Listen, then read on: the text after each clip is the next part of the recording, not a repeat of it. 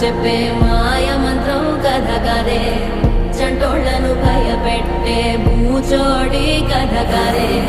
తాత ముత్తాతమ్మల భూతాల కథ కదే